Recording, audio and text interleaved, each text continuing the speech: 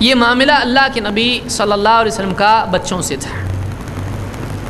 آپ کی تعلیمات میں صرف یہ نہیں کہ بچوں کو، چھوٹے بچے، پیارے بچے، پیار کرو، شفقت کرو، یہ اتنا نہیں ہے، بلکہ اسلامی معاشرے میں، مدینہ میں، دین میں اللہ کے نبی صلی اللہ علیہ وسلم کے پاس بچوں کا بھی حق ہوتا ہے۔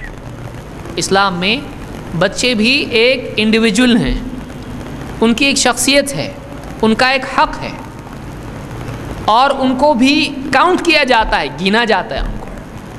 یہ نہیں کہ ان کو کوئی گنتی میں ہی نہیں لیتا، اے بچہ ہٹ جاؤ، ایسا نہیں، بلکہ ان کی بھی اہمیت سماج میں ہے۔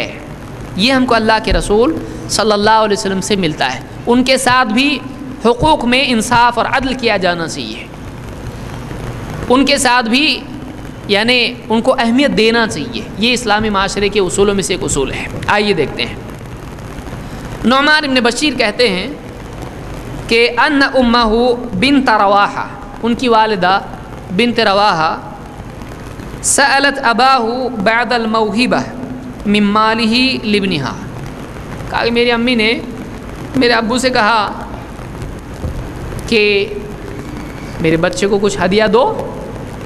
ماں نے، کئی بیویاں ہوں تو ایسا ہوتا ہے، تو کہا کہ میرے بچے کو کچھ دینا پڑے گا، میرے بچے کو بھی کچھ دو۔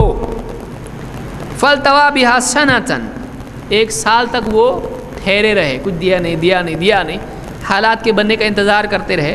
ثم بدا لہ، پھر ان کے لیے ایسا لگا کہ اب دینا چاہیے۔ فالتوا بہا سنتن ثم بدا لہ، یعنی ایک سال کے بعد نمبر آیا، ہاں چلو اب کیا چاہیے، اب یہ دیتا ہوں، لو۔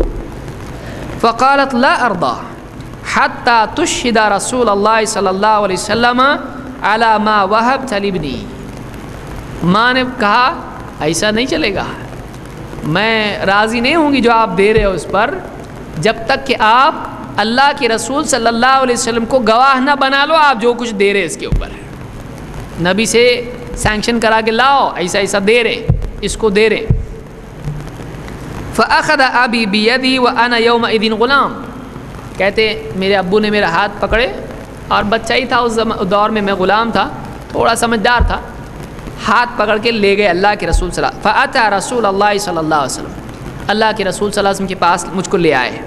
فقال یا رسول اللہ ان ام هذا بنت رواحہ اعجبها ان اشهدك على الذي وهبت لابنها، کہا کہ اس کی جو اماں ہیں بنت رواحہ، اس کی یہ پسند ہے کہ میں اس کو جو دے رہا ہوں آپ کو گواہ بناؤں، ٹھیک ہے میں آپ کو گواہ بناتا ہوں۔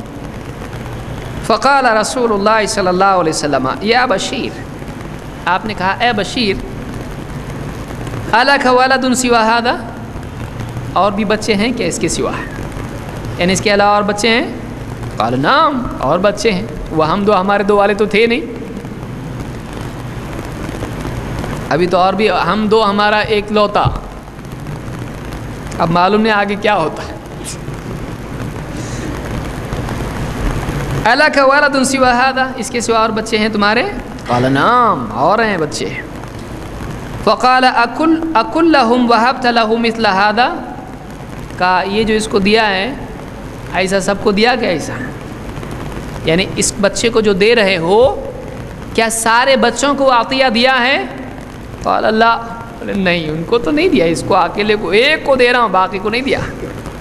قال فلا تشہدنی اذن، کہا مجھ کو گواہ مت بناؤ بھائی، مجھ کو گواہ مت بناؤ۔ فانی لا اشہد علی جور، میں ظلم پر کبھی گواہ نہیں بنتا ہوں۔ فانی لا اشہد علی جور، میں ظلم پر گواہ نہیں بن سکتا ہوں، ایک کو دے رہا دوسرے کو نہیں دے رہا اور میرے کو بولتا گواہ بن، نہیں بنتا، ایسا نہیں چلتا، اس کو بھی دو تو بنتا ہوں میں ظلم پر گواہ نہیں بن سکتا ہوں۔ چھوٹا بچہ ہے، بچے کی عطا میں بھی اسلام عدل سکھاتا ہے، ایک کو عطا کی اور دوسرے کو عطا نہیں، ایسا نہیں ہونا چاہیے، اگر عطا ہے سارے بچوں کو ہونا چاہیے۔ کہا کہ میں ظلم، بچے کے معاملے میں بھی ظلم ہوتا ہے، گفٹ میں بھی ظلم ہوتا ہے، گفٹ ہے نا، وہ خرچہ پانی نہیں ہے، اسکول کی فیس نہیں ہے، گفٹ ہے، وہ گفٹ میں عدل ہونا چاہیے۔ ہاں یہ نہیں کہ اگر ایک کا دوا کا خرچ آیا تو دوسرے کو بھی زبردستی دواخانے میں لے جاؤ، ایسا نہیں ہے، برابری ہونا چاہیے، تو بھی دوا کھا پھر ہو گیا سب ٹھیک۔ وہ ضروریات ہیں، یہ عطایا ہے، تو گفٹ میں برابری ہونا چاہیے، گفٹ میں پریفرنس نہیں ہونا چاہیے۔ اس کو امام البخاری اور مسلم دونوں نے روایت کیا ہے۔